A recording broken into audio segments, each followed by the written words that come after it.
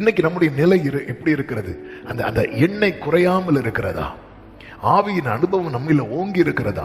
ஆவி மாம்சத்துக்கு விரோதமாய், மாம்சம் ஆவிக்கு விரோதமாய் போர் செய்கிறது என்று வேதம் சொல்லுகிறது. நம்மில் மாம்சம் தான் டாமினேட் பண்ணிட்டே இருக்குதா? அதை குறித்து உணர்வடைகிறோமா? அதுல நம்ம இல்ல ஆண்டவர், என் லைஃப்ல மாம்சம் டாமினேட் பண்ணிட்டு இருக்கு அப்படின்னா மாம்ச கிரியைகள் வெளியரங்கமா இருக்கிறது. இவைகள் உடையவன் எங்க போயிட முடியாது தெரியுமா? பரலோக ராஜ்யத்துக்கு போயிட முடியாது. மாம்ச கிரியைகள் என்ன டாமினேட் பண்ணதுன்னா அதன் அர்த்தம் என்ன? என் லைஃப்ல என்ன இல்ல? எண்ணெய் இல்ல. அப்ப எண்ணெய் இல்லாம இருக்கும் போது என்னில் மாம்ச கிரியைகள் வெளிப்பட்டு கொண்டே இருக்கும். மாம்ச கிரியைகள் என்னில் வெளிப்பட்டு கொண்டிருக்குமானால் என்னால எங்க போக முடியாது? தேவராஜ்யத்துக்கு போக முடியாது. கலாத்தியர் 5வது அதிகாரத்துல கண்ணீரோடு அப்போஸ்தலனாகிய பவுல் சொல்லுகிறதை பார்க்க முடியும். கலாத்தியர் 5வது அதிகாரம் அதனுடைய 19 முதல் நீங்கள் பாருங்கள். மாம்சத்தின் கிரியைகள் வெளியரங்கமாய் இருக்கின்றன. அவையாவன விபசாரம், வேசித்தனம், அசுத்தம், காம விகாரம், விக்கிரகாராதனை, வில்லிசூன்யம், பகைகள், விரோதங்கள், வைராக்கியங்கள், கோபங்கள், சண்டைகள், பிரிவினைகள், மார்க்க பேதங்கள், பொறாமைகள், கொலைகள், வெறிகள், களியாட்டுகள் முதலானவைகளே. அடுத்தது, இப்படிப்பட்டவைகளை செய்கிறவர்கள் தேவனுடைய ராஜ்யத்தை சுதந்தரிப்பதில்லை என்று முன்னே நான் சொன்னது போல இப்பொழுதும் உங்களுக்கு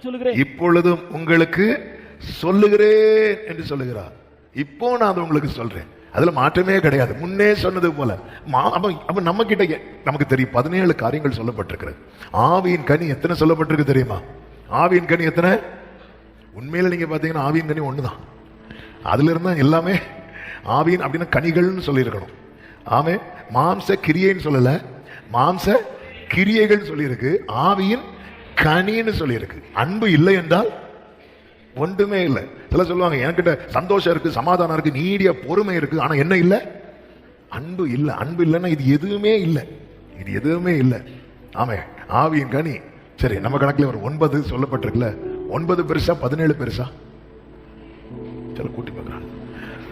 9 பெருசா 17 பெருசா? அப்ப எதுதான் ஜாஸ்தியா இருக்கு? மாம்ச கிரியைகள் தான். அப்ப அது நம்மில் வெளிப்படாத இருக்க நமக்கு எது அதிகமா தேவை தெரியுமா? எண்ணெய். இன்னைக்கு நம்மில் அதான் சொல்ல, நம்ம ரொம்ப அலர்ட்டா இருந்த டைம் இருந்து நம்முடைய ஆரம்பம். அந்த டைம்ல இதெல்லாம் நம்ம ரொம்ப கண்ட்ரோல் பண்ணி, கோபம் வந்தாலும் அதை வெளியே காட்டாம உடனே ஒதுங்கி, அவன் பிரச்சனைக்கு போகாம, வேற சண்டை பிரிவினை சண்டைக்கு போக மாட்டோம், அப்படி இருப்போம்.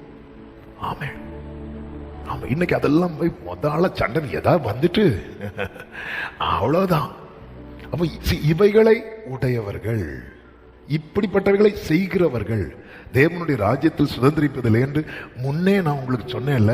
ஆமா, அது கேன்சல் தான். அப்படி இல்லை, இப்போ நான் அதுதான் சொல்றேன்.